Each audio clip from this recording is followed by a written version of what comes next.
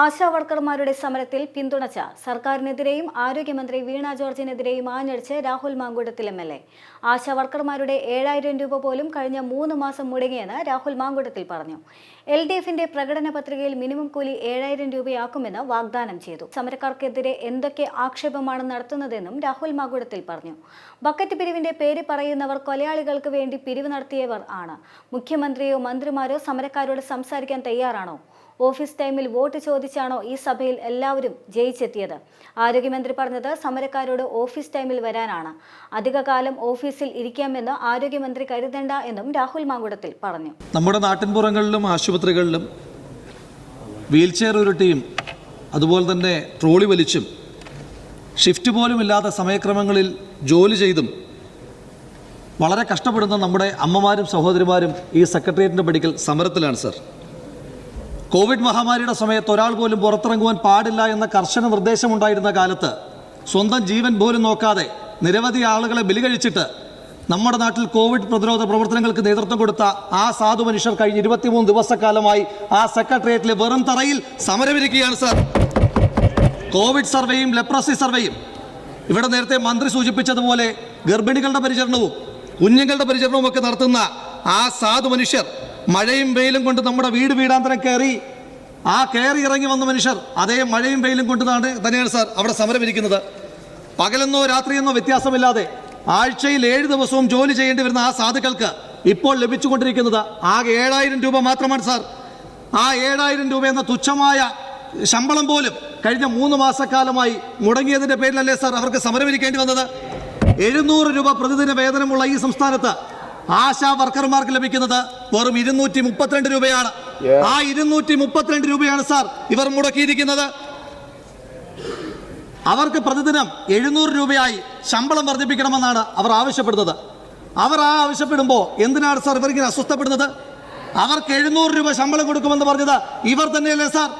LDFന്റെ 2021 ആണ്ടിലെ പ്രകടന പത്രികയിൽ പറഞ്ഞതാണ് 45-ാം പോയിന്റിൽ ആശാവർക്കർമാർ, അംഗനവാടി ജീവനക്കാർ, കുടുംബശ്രീ ജീവനക്കാർ തുടങ്ങി സ്കീം വർക്കേഴ്സിന് മിനിമം കൂലി 700 രൂപയാക്കുമെന്ന്.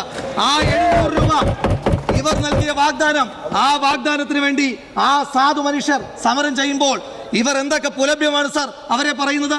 നിങ്ങൾ എന്തൊക്കെയാണ് സാർ അവരെ വിളിച്ചത്? നിങ്ങൾ അവരെ കൃമികീടങ്ങളെന്ന് വിളിച്ചില്ലേ? നിങ്ങൾ അവർ ഈർക്കൽ പാർട്ടികളെന്ന് വിളിച്ചില്ലേ? നിങ്ങൾ അവരെ ബക്കറ്റ് പിരിവാർന്ന് വിളിച്ചില്ലേ? എന്ന് തൊട്ടാണ് സാർ ഇവർക്ക് ബക്കറ്റ് പിരിവ് ഇത്ര അയിത്തമായി തോന്നി തുടങ്ങിയത്? കൊലയാളികൾക്ക് വേണ്ടി ബക്കറ്റ് പിരിച്ച പാർട്ടിക്കാരല്ലേ സാർ ഇവർ? അവർക്കിപ്പോ ബക്കറ്റ് പിരിക്കുന്നത് മോശം കാര്യമായി തോന്നുകയാണ് സാർ. മിനിമം കൂലി കൂട്ടണമെന്ന് പറഞ്ഞ് സമരം ചെയ്യുമ്പോൾ ഇപ്പോൾ മന്ത്രിയും പറഞ്ഞു മിനിമം കൂലി കൂട്ടേണ്ടത് കേന്ദ്രമാണ് എന്ന്. അങ്ങനെ മിനിമം കൂലി കൂട്ടേണ്ടത് കേന്ദ്രമാണ് എങ്കിൽ സാർ പിന്നെ എന്തിനാണ് 2014 ആണ്ട് ഡിസംബർ 8-ന് ഇന്ന് ഈ ആശാവർക്കർമാരുടെ സമരത്തെ തള്ളിപ്പറയുന്ന CITUവിന്റെ സെക്രട്ടറി ശ്രീ എളമരം കരീം ഇതേ നിയമസഭയിൽ 10,000 രൂപയായി അവരുടെ ശമ്പളം വർദ്ധിപ്പിക്കണമെന്ന് ആവശ്യപ്പെട്ടത്? ഈ ശമ്പളം വർദ്ധിപ്പിക്കേണ്ടത് കേന്ദ്രമാണെങ്കിൽ പിന്നെന്തിനു വേണ്ടിയിട്ടാണ് സാർ? 2024 ആണ്ട് ഫെബ്രുവരി മാസം 29-ാം തീയതി ഹരിയാനയിലെ CITUക്കാർ ആശാവർക്കർമാരുടെ ശമ്പളം 26,000 രൂപയാക്കി വർദ്ധിപ്പിക്കണമെന്ന് പറഞ്ഞ് എന്തിനാണ് സാർ സമരം ചെയ്തത്? എന്തിനാണ് സാർ ബംഗാളിലെ CITUക്കാർ ബംഗാൾ സർക്കാരിനെതിരായിട്ട് സമരം ചെയ്യുന്നത്? വേൾഡ് ഹെൽത്ത് ഓർഗനൈസേഷൻ 75-ാമത് ലോകാരോഗ്യ അസംബ്ലിയിൽ ഗ്ലോബൽ ഹെൽത്ത് ലീഡേഴ്സ് അവാർഡ് നേടിയ മനുഷ്യന്മാരാണ് സാർ കഴിഞ്ഞ 23 ദിവസക്കാലമായി മഴയും വെയിലും കൊണ്ട് സമരമിരിക്കുന്നത്. ബഹുമാനപ്പെട്ട മുഖ്യമന്ത്രിയോ ബഹുമാനപ്പെട്ട മന്ത്രിമാരോ അവരോടൊന്ന് സംസാരിക്കുവാനെങ്കിലും തയ്യാറായിട്ടുണ്ടോ? അവരുടെ സമരത്തെ ഒന്ന് ഗൗനിച്ചിട്ടുണ്ടോ? അവരുടെ സമരത്തെ ഗൗനിച്ചില്ല എന്ന് മാത്രമല്ല സാർ, ആ സാധു മനുഷ്യർ മഴ കൊള്ളാതിരിക്കുവാൻ വേണ്ടി കെട്ടിയ ടാർപോളിൻ മിസ്റ്റർ ചീഫ് മിനിസ്റ്റർ അദ്ദേഹത്തിന്റെ പോലീസ് വലിച്ചു കളഞ്ഞില്ലേ സാർ? അതെന്തൊരു നീതിയാണ് സാർ? ഈ ആരോഗ്യവകുപ്പ് മന്ത്രി ഇത്രയും വിശദീകരണങ്ങൾ ആ ആശാവർക്കർമാരോട് നടത്തിയോ സാർ? ആ ആശാവർക്കർമാർ കൊടുത്ത ഡേറ്റയുടെ അടിസ്ഥാനത്തിലല്ലേ സാർ ഈ ആരോഗ്യവകുപ്പ് മന്ത്രി ഇടയ്ക്കിടയ്ക്ക് സഭയിൽ വന്ന് കേരളം നമ്പർ 1 എന്ന് ഈമ്പ് കൊള്ളുന്നത്? ഈ ആരോഗ്യവകുപ്പ് മന്ത്രി അവർ വനിതാ ശിശുക്ഷേമ വകുപ്പ് മന്ത്രി കൂടിയല്ലേ? ഇത്രയേറെ വനിതകൾ അവിടെ സമരം ചെയ്തിട്ട് ആ വനിതകളോടൊന്നും സംസാരിച്ചില്ല എന്ന് മാത്രമല്ല സാർ, ആ വനിതകൾ, ആ സമരം ചെയ്യുന്ന സാധു മനുഷ്യർ അവർ ഈ ആരോഗ്യവകുപ്പ് മന്ത്രിയെ കാണുവാൻ, അവർ തന്നെ പറഞ്ഞത് ഈ ആരോഗ്യവകുപ്പ് മന്ത്രിയെ കാണുവാൻ ആരോഗ്യവകുപ്പ് മന്ത്രിയുടെ വീട്ടിൽ പോയപ്പോൾ വീട്ടിൽ വരണ്ട, ഓഫീസ് ടൈമിൽ ഓഫീസിൽ വരാൻ ആവശ്യപ്പെട്ടു സാർ ആരോഗ്യവകുപ്പ് മന്ത്രി. ഈ ആരോഗ്യവകുപ്പ് മന്ത്രിയും ഞാനും അങ്ങും ഈ സഭയിലിരിക്കുന്ന എല്ലാവരും വീടാന്തരം കയറി വോട്ട് ചോദിച്ചവരല്ലേ സാർ? നമ്മൾ വോട്ട് ചോദിക്കുവാൻ പോകുമ്പോൾ ഓഫീസ് ടൈമിലാണോ സാർ വോട്ട് ചോദിക്കുവാൻ പോകുന്നത്? വോട്ട് ചോദിക്കാൻ പോകുമ്പോൾ കൊച്ചു വെളുപ്പാങ്കാലത്ത് പോകാം, പാതിരാത്രിയിൽ പോകാം. പക്ഷേ വോട്ട് കിട്ടി ജയിച്ചതിന് ശേഷം ആ സാധു മനുഷ്യർക്ക് ഒരാവശ്യം വന്നാൽ ആ ആവശ്യം നടപ്പിലാക്കണമെങ്കിൽ ഓഫീസ് ടൈമിൽ വരണമെന്ന് പറഞ്ഞാൽ ബഹുമാനപ്പെട്ട ആരോഗ്യവകുപ്പ് മന്ത്രി അങ്ങേക്ക് ആ ഓഫീസ് അധികം നാൾ ഉണ്ടാകില്ല എന്ന് ഒന്ന് ഓർക്കുന്നത് നന്നായിരിക്കും. ബഹുമാനപ്പെട്ട മുഖ്യമന്ത്രിയുടെ ഓഫീസിന്റെ പടിക്കൽ ഇങ്ങനെ ഒരു സമരം നടന്നിട്ട് മുഖ്യമന്ത്രി അവരെ ഒന്ന് തിരിഞ്ഞു നോക്കിയോ? എന്തുകൊണ്ടാണ് ഒരു ജനകീയ സമരത്തെയും അഡ്രസ് ചെയ്യില്ല എന്ന ഫോൾസ് ഈഗോയുമായി കേരളത്തിന്റെ മുഖ്യമന്ത്രി ഇരിക്കുന്നത്? മുഖ്യമന്ത്രി അവരെ കണ്ടില്ലെങ്കിലും അവരുടെ മുന്നിൽ കൂടി കേരള ഗ്ലോബൽ സമ്മിറ്റിൽ പങ്കെടുക്കുവാൻ പോയി. സന്തോഷം, നിക്ഷേപകരെ കാണൂ. ഞങ്ങൾ 2003 ജിമ്മ് നടത്തിയപ്പോൾ, ഗ്ലോബൽ ഇൻവെസ്റ്റർ മീറ്റ് നടത്തിയപ്പോൾ അതിനെ തള്ളി പറഞ്ഞ ആളുകൾ 2025 ആണ്ടിൽ പേര് മാറ്റിയത് നടത്തുന്നതിനകത്ത് ഞങ്ങൾക്ക് സന്തോഷമേ ഉള്ളൂ. മാത്രമല്ല അത് നടത്തിയത് ഗ്രാൻഡ് ഹയാത്തിലാണ് സാർ. ഈ ഗ്രാൻഡ് ഹയാത്ത് നിർമ്മിക്കുമ്പോൾ ആ നിർമ്മാണത്തിനെതിരെ സമരം ചെയ്ത ആളുകൾ അതേ ഗ്രാൻഡ് ഹയാത്തിൽ ഈ സമ്മേളനം നടത്തുമ്പോൾ നിറം മാറുന്നതിനെ പറ്റി ഓർത്ത് ഓന്തുപോലും കൺഫ്യൂഷൻ അടിച്ചിരിക്കുകയാണ് സാർ ഇവരുടെ മുന്നിൽ. ആശാവർക്കർമാരുടെ ശമ്പളം 21,000 രൂപയാക്കണമെന്ന് പറയുമ്പോൾ ഇപ്പൊ മന്ത്രി പോലും പറഞ്ഞെന്താ? ശ്രീ ഉമ്മൻചാണ്ടിയുടെ കാലത്ത്, അദ്ദേഹം മുഖ്യമന്ത്രിയായിരിക്കുന്ന കാലത്ത് 1000 രൂപയായിരുന്നു ഓണറേറിയം. ശരിയാണ് സാർ. ഈ പദ്ധതിയുടെ പ്രാരംഭകാലത്ത് VS അച്യുതാനന്ദന്റെ ഗവൺമെന്റ് കാലത്ത് 300 രൂപയായിരുന്നത് ശ്രീ ഉമ്മൻചാണ്ടി സാറിന്റെ കാലത്ത് 1000 രൂപയാക്കി. അന്ന് 1000 രൂപയാക്കുമ്പോൾ ആശാവർക്കർമാരുടെ പ്രവൃത്തി സമയം എത്രയാ സാർ? ആശാവർക്കർമാരുടെ പ്രവൃത്തി സമയം വെറും 3 മണിക്കൂർ മാത്രമാണ്. മാത്രമല്ല ആ 3 മണിക്കൂറിന് ശേഷം അവർക്ക് എന്ത് ജോലിക്ക് വേണമെങ്കിലും പോകാം, മറ്റു വരുമാനങ്ങൾ നേടാം. എന്നാൽ ഇന്നതാണോ സാർ അവസ്ഥ? 9 തൊട്ട് 5 വരെയാണ് അവരുടെ പ്രവൃത്തി സമയം. അല്ല സാർ, അത് കഴിഞ്ഞും വീട്ടിൽ വന്നതിന് ശേഷവും അവർ ഡേറ്റ എൻട്രി നടത്തണം. ആ ഡേറ്റ എൻട്രി നടത്തുന്നത് മാത്രമല്ല, 2018 ശേഷം ഈ ആശാവർക്കർമാർ മറ്റു ജോലിക്ക് പോകുന്നത് നിയമപരമായി നിരോധിക്കുകയും ചെയ്തു സാർ. അവർക്ക് മറ്റൊരു വരുമാനവുമില്ല സാർ. ആ മനുഷ്യർക്കാണ് 10 മാനദണ്ഡങ്ങളിലൂടെ മാത്രം 7000 രൂപ കിട്ടുന്നത്. ഈ ആശാവർക്കർമാർക്ക് നേരത്തെ പറഞ്ഞ ജോലികൾ മാത്രമല്ല സാർ ഉള്ളത്. മുഖ്യമന്ത്രിയും മന്ത്രിമാരും ഏതെങ്കിലും പരിപാടി ഉദ്ഘാടനം ചെയ്യാൻ വരുമ്പോൾ ആ പ്രസംഗത്തിന് നിർബന്ധമായി പോയിരുന്ന് കൈയടിക്കണം സാർ. ആ കൈയടിക്കുന്ന സാധു മനുഷ്യർക്ക് ഇവരുടെ പ്രസംഗം കേട്ട് കൈയടിക്കുന്നവർക്ക് 232 രൂപ കൊടുത്താൽ മതിയാകുമോ സാർ? പിന്നെ പറയുന്നത്, ഇപ്പോ മന്ത്രി പോലും പറഞ്ഞത് ഇന്ത്യയിൽ ഏറ്റവും അധികം ശമ്പളം കൊടുക്കുന്നത്, ഓണറേറിയം കൊടുക്കുന്നത് കേരളത്തിലാണെന്ന.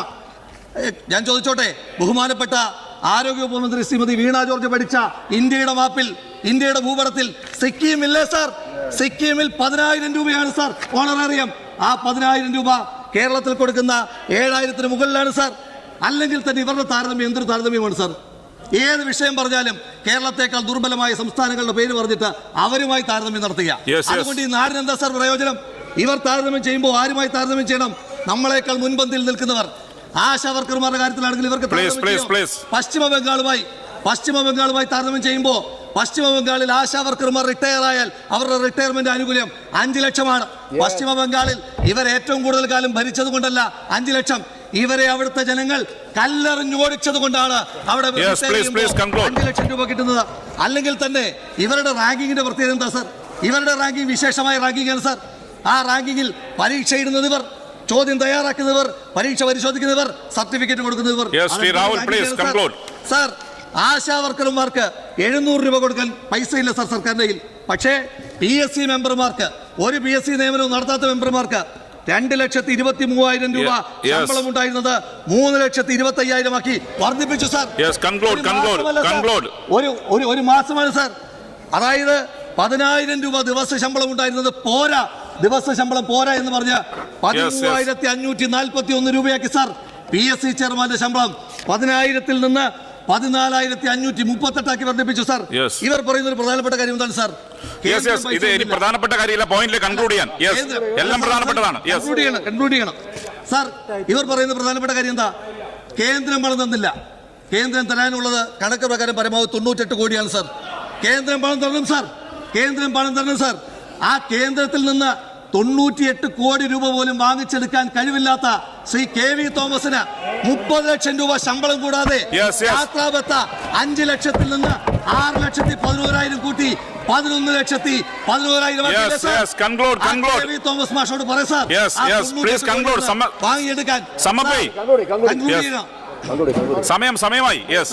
സാർ ഇവരുടെ ഫോൾസ് ഈഗോകൾ വിട്ട് ഇവരുടെ പ്രസംഗത്തിന് കൈയടിക്കുന്ന ആ സാധു മനുഷ്യർക്ക് അവർക്ക് 21,000 രൂപ എന്ന ഓണറേറിയം വർദ്ധിപ്പിക്കണം സാർ. മാനദണ്ഡങ്ങൾ അവസാനിപ്പിക്കണം സാർ. കുടിശ്ശിക വരുത്തുവാൻ പാടില്ല സാർ. ആശയറ്റ് സമരത്തിലിരിക്കുന്ന ആ സാധു മനുഷ്യർ അവർ കേവലം ആശയല്ല സാർ, അവർ കേരളത്തിന്റെ ആരോഗ്യ സേനയാണ് സാർ. അവരോട് നീതി പുലർത്താൻ വേണ്ടി ഈ വിഷയം സഭ നിർത്തിവെച്ച് ചർച്ച ചെയ്യണമെന്ന് അഭ്യർത്ഥിക്കുന്നു.